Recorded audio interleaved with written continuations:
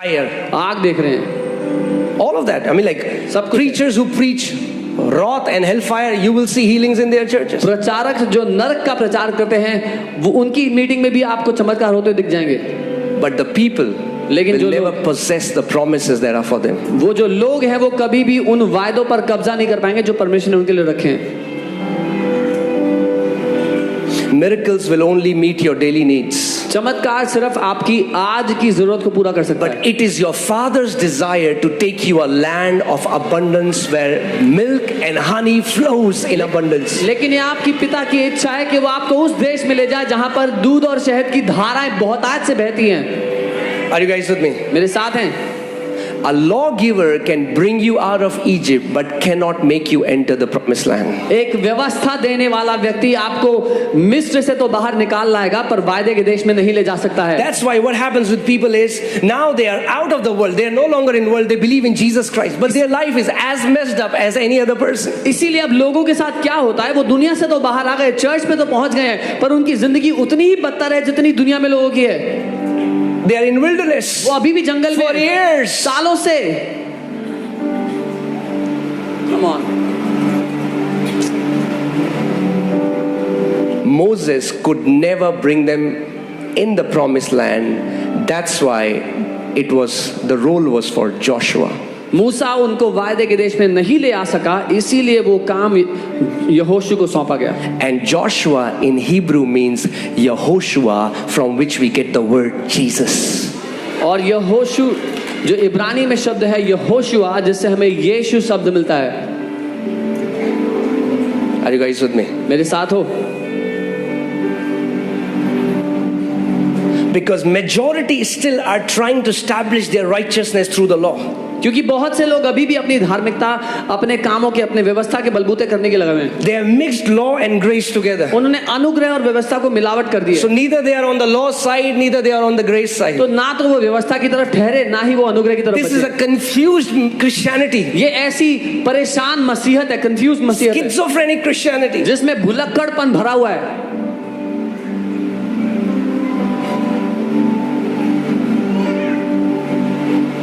They don't know उनको नहीं if पता, anything wrong is happening with me. Is it God who is sending it or it is devil? उनको इतना तक नहीं पता अगर उनकी जिंदगी में कुछ गलत हो रहा है तो वो परमेश्वर भेज रहा है या शैतान भेज रहा है।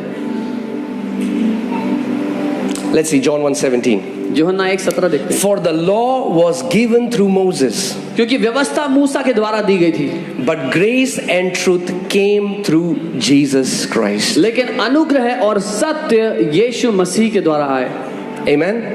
And this word came, और जो ये आए या पहुंचे शब्द है, it is a Greek word ginomai, which means to appear or to come into being. और ये शब्द गिनोमाय है यूनानी का, जिसका मतलब है प्रकट होना या वजूद में आ जाना।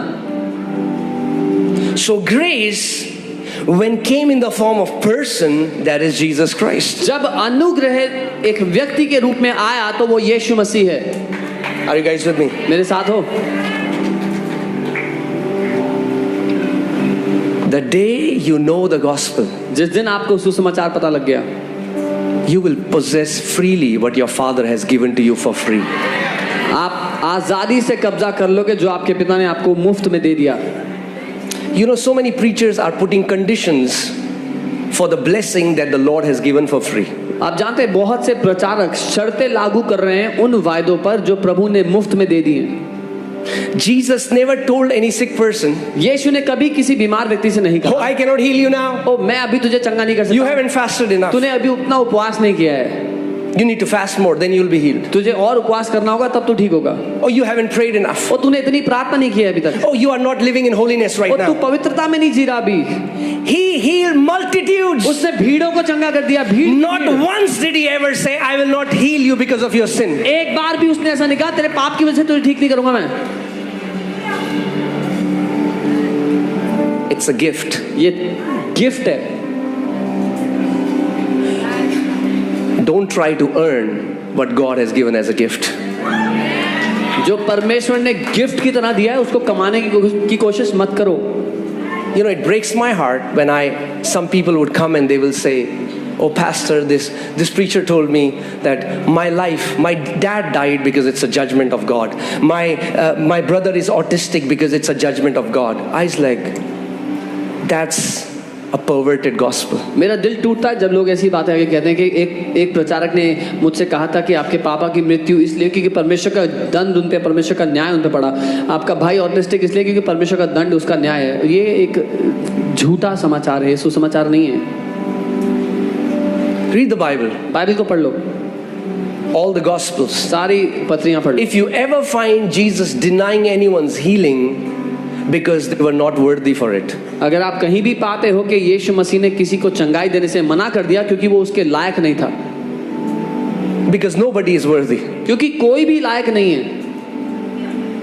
Even Moses wasn't worthy to enter in his own obedience. मूसा भी इस लायक नहीं कि अपनी आज्ञाकारिता के भरोसे बलबूते वो प्रवेश कर सकता था। That's why God said, no, you have disobeyed me once, you are not entering in. इसीलिए परमेश्वर ने कहा नहीं, तूने मेरी बात को इनकार कर दिया, एक बार अब तू प्रवेश नहीं करेगा। What was God trying to tell us? परमेश्वर हमें क्या कहना चाह रहा था? There is a revelation behind why Moses couldn't enter. इसमें प्रकाशन है कि मूसा क्यों प्रवेश नहीं कर सका। God wanted to tell us that through law you can never inherit the promises. परमेश्वर हमें ये संदेश देना चाहता था कि व्यवस्था के कामों के बलबूते आप कभी भी परमेश्वर के वादों पर कब्जा नहीं कर सकते हो। There are 8,000 promises in the Bible. 8,000 वादे हैं बाइबल में। More than that. उससे ज्यादा ही है। About healing, चंगाई के, about prosperity.